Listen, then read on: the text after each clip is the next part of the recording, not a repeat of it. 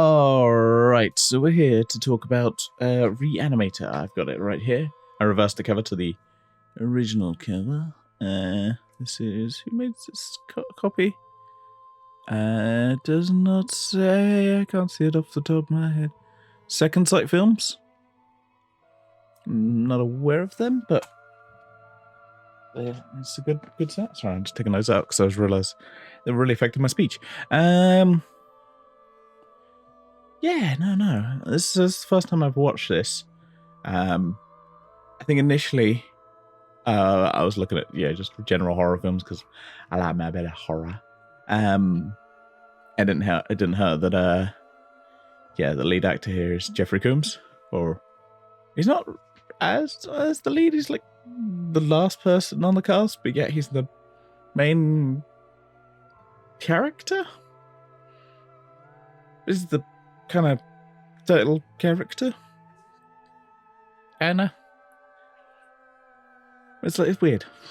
It's one of those things just like, it's a little bit weird. Maybe it's just like, I just don't give a shit. Other people can be put before me. Whatever. But he's definitely on ahead of everyone else in the next film. So I don't know. Yeah, she knocks it out of the park. Everyone else, they're decent. They're decent. You're like, yeah, they're right. Yeah, you're just like, they're good. Like, a serviceable, a little bit hammy. It's definitely an 80s film. Watching it, I'm just like, whoa. It's just the feel of it, the look of it, everyone's hairstyles, everything is very, very 80s.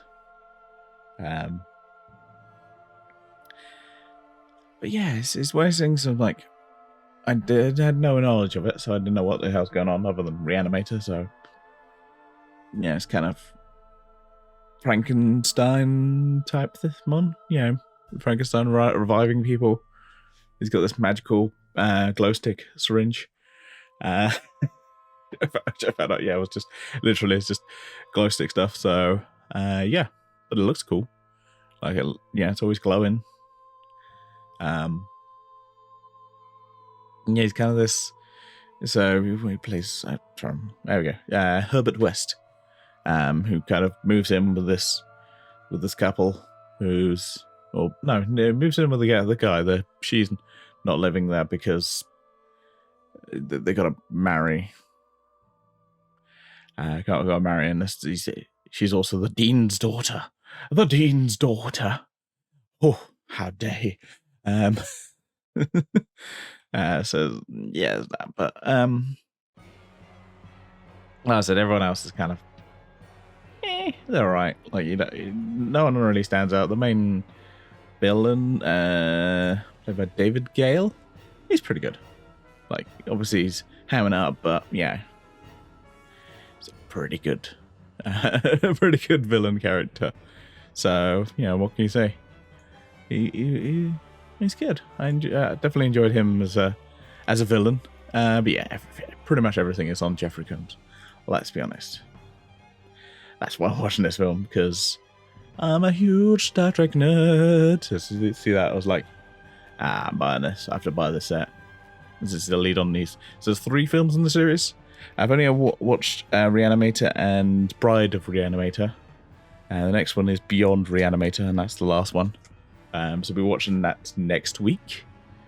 So bear that in mind if I'm talking about my opinion and you're like, well, clearly that one. This one is the best one. I'm like, well, yeah, there's one now. So on here, there's like 3 cuts. Or does it have 3 cuts? Just mentions the 2 cuts on here. It says as mentioned those 3 cuts. The kind of original version, the R-rated version. A lot of the stuff just kind of classic. A lot of the gore stuff added back in.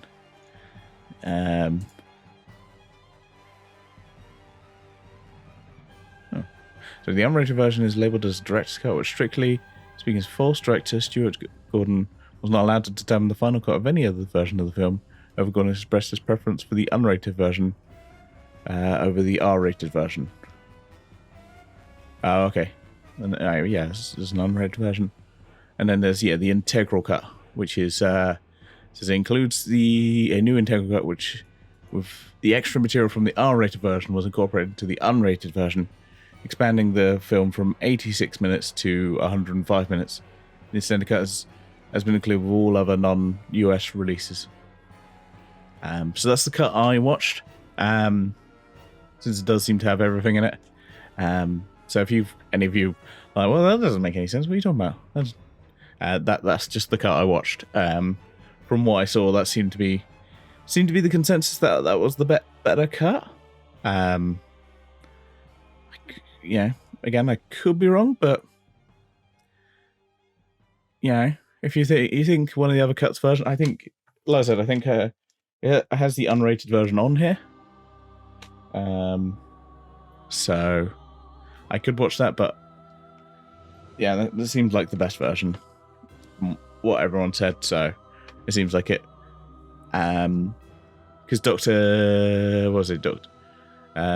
Carl Hill, he kind of has like psychic powers, and apparently that was cut from the original version. Again, this is from what I've heard, so could be wrong. But it just, it seemed to be just some stuff was cut, and this just adds a lot more back into it. And none of it feels like, oh, this, we're on a little fucking side quest here. When I'm like, what the fuck is this going on? I'm just like, oh, what the fuck is this? Nothing felt like unnecessary, to me anyway. I just was saying, so I'm like, it's cheesy, but cheesy fun.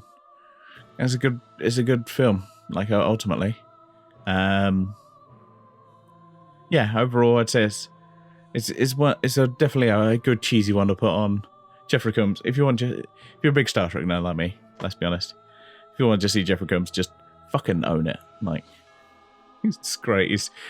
He just steals it, and it's clearly why they made 2 other films. Because let's be honest, he's the kind of main fan of this. But I definitely say to watch it. And like I said, I've seen the second one, and I will see the third one soon. And apparently there's also a Italian remake, or just an Italian adaptation of it. I don't know much about it, but I might see if I can try and track down a copy if I can. If not, well, maybe another time. Overall, this kind of he's not evil overall, because he's basically trying to revive people. Misguided kind of scientist, possibly, but it's just none of it is like him trying to. He's not. Herbert West is not the evil character overall. It's presented as he's a little bit weird, and obviously doesn't like Dr. Carl Hill, for understandable reasons. But he's not evil. But if you want a really good cheesy kind of 80s horror film, that if you're watching the version I watched, it's going to have a lot of gore in it. So there's some cool scenes with like the eyes passing out blood and stuff like that. It's really good. Ultimately, it's a really good film. It's a really good cheesy horror film. Like it's not too serious, and it is fun ultimately. And I think it's kind of what you want out of a film. You just want a fun romp, and just see where the hell it goes. Because basically you have this evil professor who somehow has psychic powers.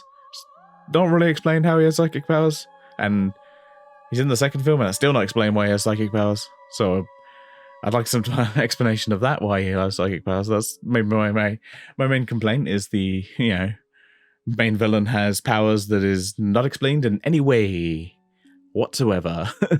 I'd like some explanation there. But what can I say? Overall, it's fun. It's cheesy. It's just silliness. And one of the characters is called Hans Gruber, Dr. Hans Gruber, which yeah, threw me off a bit. Being a diehard fan, you're like, what? But yeah, that's enough from me for now. I think I've rambled all enough about this film. I enjoy it. Give it a watch if you want. But for now, I'm going to say, live long and prosper. And hopefully, I'll see you on the next video. Bye for now.